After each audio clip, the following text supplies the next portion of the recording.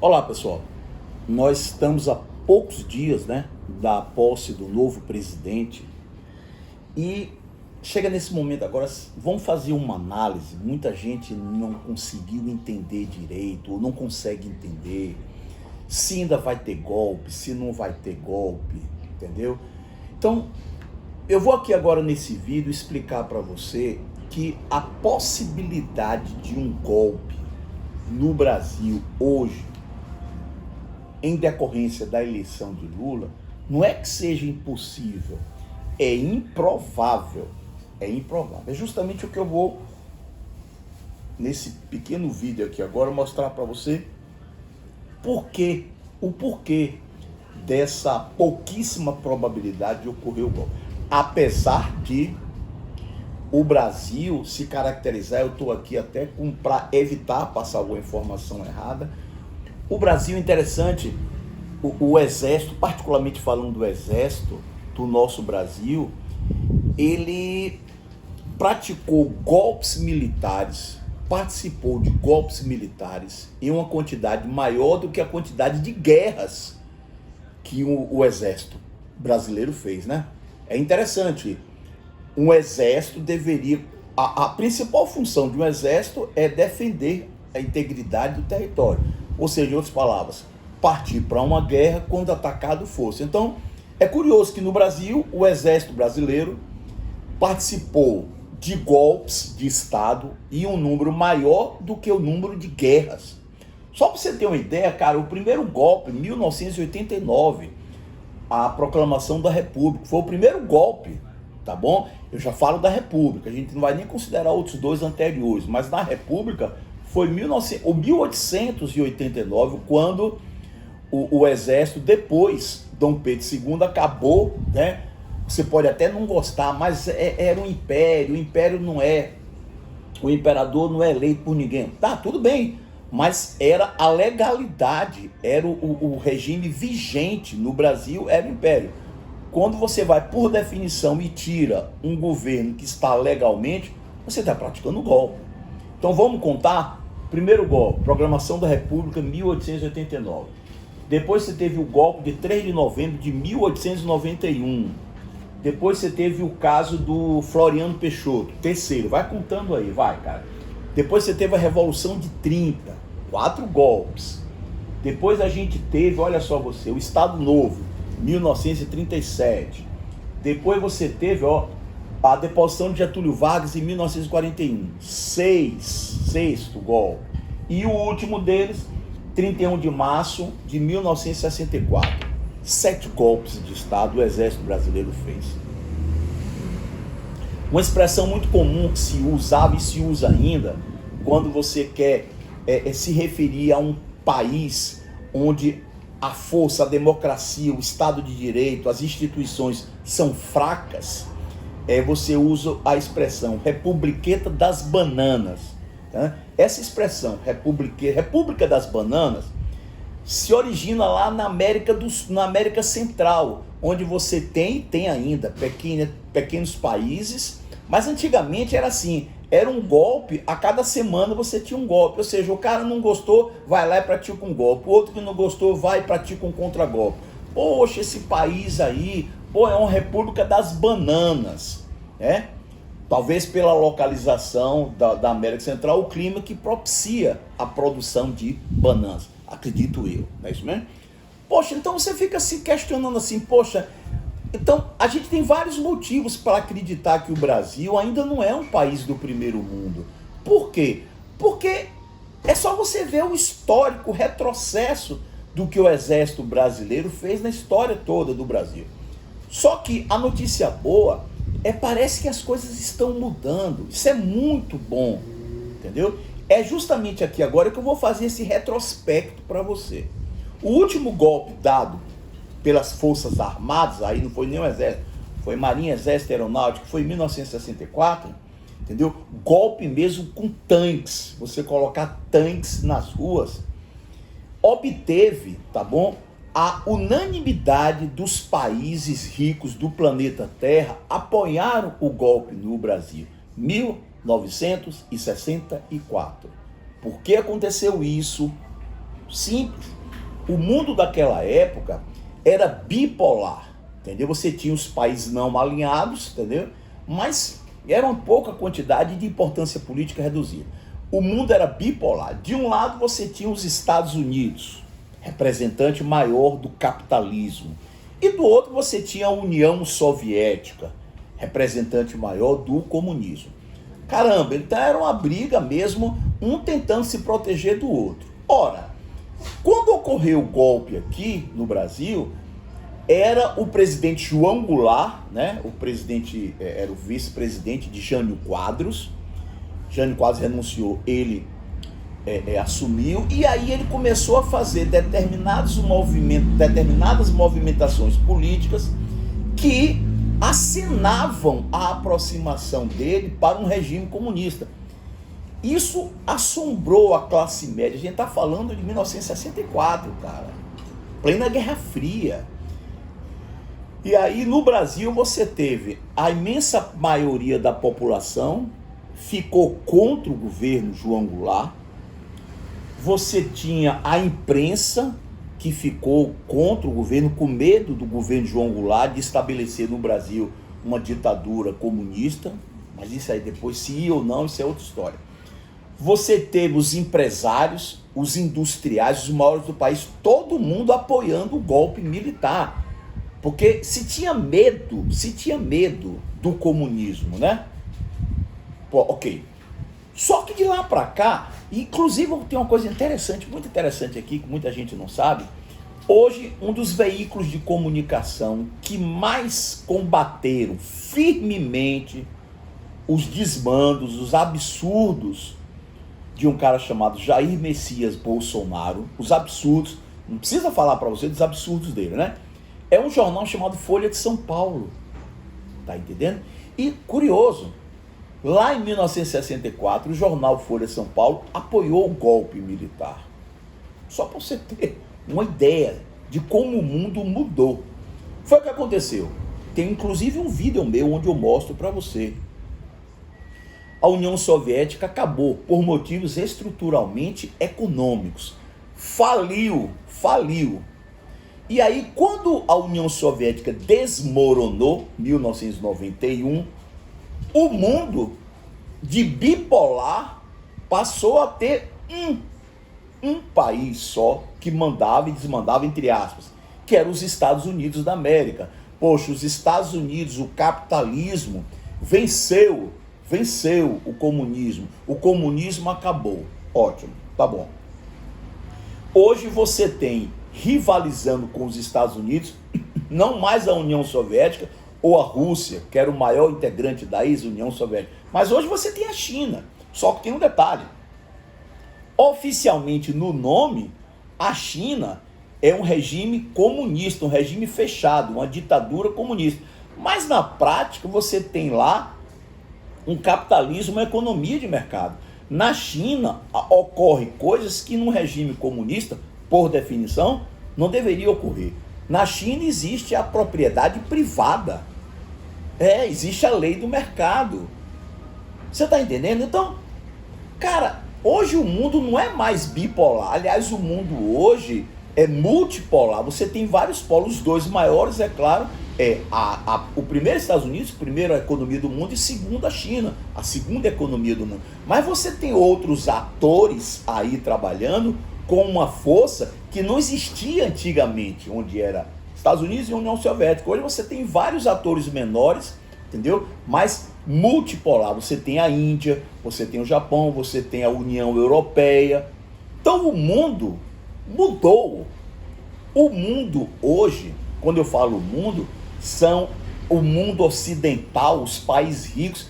Eles não aceitariam de maneira nenhuma. As consequências para o Brasil seriam desastrosas se aqui no Brasil ocorresse um golpe militar nos moldes de antigamente, de você mandar tanques para as ruas, onde fosse estabelecido estádio de sítio, onde nenhum cidadão brasileiro teria o direito de se manifestar, fosse para criticar a ditadura, fosse para manifestar. Não importa, você não fique calado. Ah, mas eu quero elogiar a ditadura. Fique calado, fique quieto, vá para casa e se aquete lá. Isso seria ditadura. O mundo não aceitaria isso de maneira nenhuma. As consequências sociais, políticas e econômicas para o Brasil seriam imensas, imensas. Aqui dentro você teria gente que, por interesse político-econômico, iria se opor firmemente à decretação de um golpe nos moldes antigos, entendeu? Então, aquela coisa de você meter tanque na rua, isso parece, ao que tudo indica, a gente não pode falar nada com toda certeza em história, mas ao que tudo indica, isso pertence ao passado. Por quê?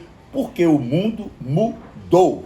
As empresas multinacionais, as empresas ESG, governança social e meio ambiente, cara, a moda das multinacionais agora é isso, é dar um caráter social dos seus negócios para poder encantar o consumidor. Ora, compre nas minhas mãos, eu sou uma empresa que cuida do ambiente, eu sou uma empresa legal, que olho pelo social, eu sou uma empresa que preserva a governança. Aquela conversa fiada para enganar os bestas.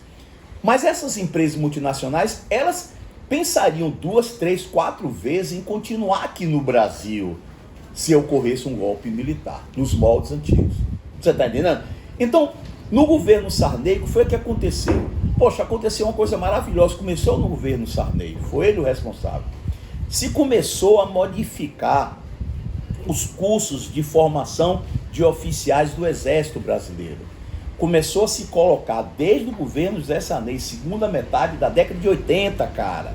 Isso, 85, 86. Começou a se mudar a mentalidade, fazer com que os futuros oficiais generais, os integrantes do generalado, começassem a enxergar o Exército não como uma instituição de governo, como o Bolsonaro sempre quis e não conseguiu, ainda bem. Não como uma instituição de governo, mas uma instituição de Estado. Estado e governo são coisas diferentes. O governo Bolsonaro entrou, fez o que fez e já está indo embora. O governo Lula, tomara que faça um bom governo, ele irá embora. Mas o Estado brasileiro fica. As instituições do Estado brasileiro são, digamos assim, permanentes, perenes. O governante entra, passa e vai embora. O que Bolsonaro queria, e ele falou várias vezes, ele se referiu ao Exército como meu Exército. Poxa, ao que tudo indica, hoje, depois daquela transformação feita por Sarney no governo dele, a mentalidade do generalato, dos brigadeiros e do almirantado é de que o Exército é uma instituição de Estado. Você pode ter até um brigadeiro, um almirante, um general que não goste politicamente de Lula. Tudo bem, ele é um cidadão, ele tem direito. Mas parece que aquela tentação, aquela ideia, lembra daqueles 7 golpes dados pelo Exército? A tentação de fazer, não, vamos fazer o último, porra, é o 8º, é o último golpe. Parece que não está dando certo. Por quê? Porque os caras oficiais generais das 3 Forças Armadas, eles perceberam de que não seria bom negócio fazer isso para o Brasil. Seria um desastre total, político, social e econômico para o Brasil se tivesse golpe.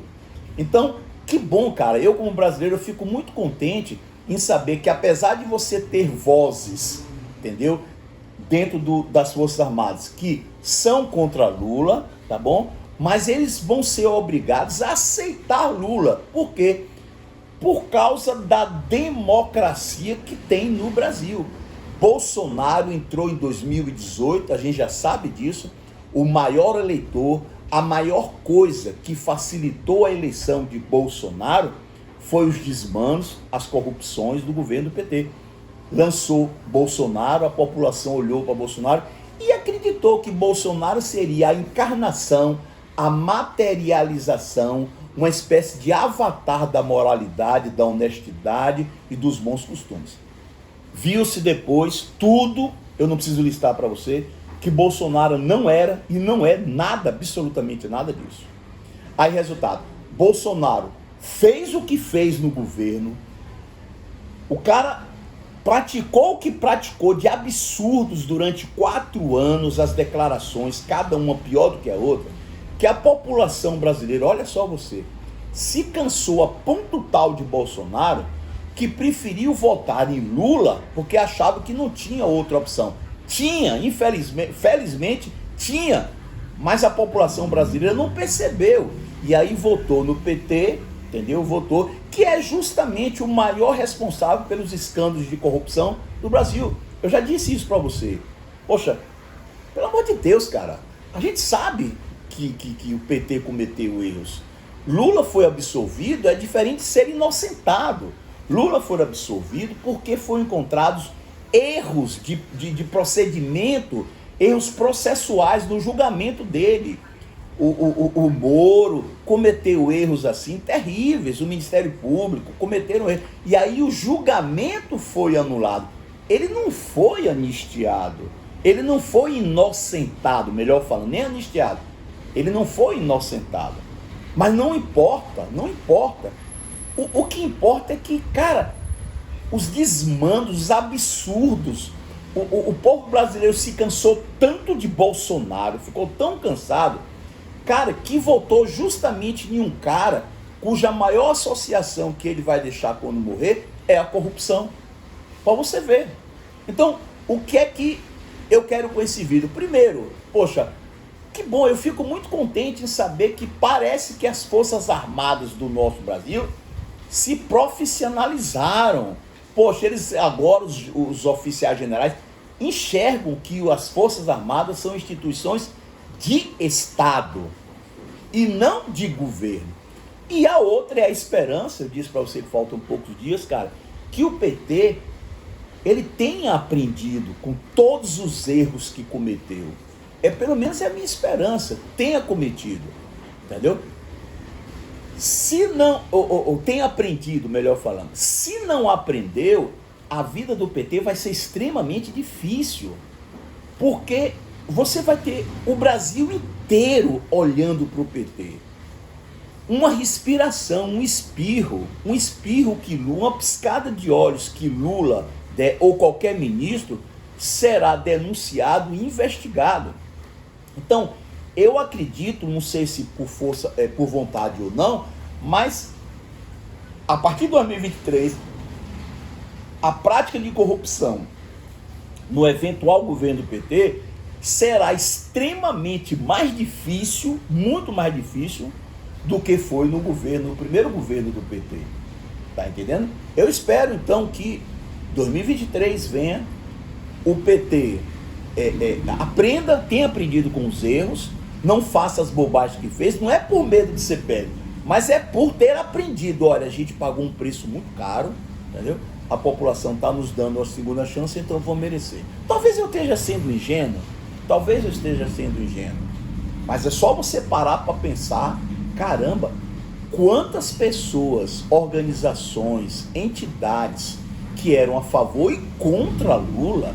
Cara, você tem historiadores aí que viraram youtuber, que eram visceralmente contra Lula. Cara, até esses caras iam dizendo, olha, eu vou votar em Lula, não é porque eu apoio Lula, eu vou votar em Lula, na realidade, como voto de protesto contra Bolsonaro. Eu não voto em Lula, eu voto contra Bolsonaro. Cara, Bolsonaro conseguiu uma proeza, cara.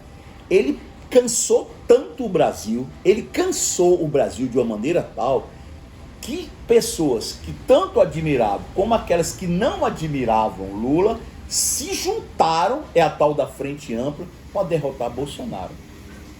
Percebeu? Então, essa história de que vai ter golpe, é até possível, mas é altamente improvável que ocorra um golpe. Tá bom, pessoal? Então esse era o meu recado, para tentar explicar para você se vai ter golpe, se não vai ter, por que não vai ter, faltando 3 dias, 4 dias, não sei, para posse de Lula. Um abraço aí para você e até o próximo vídeo.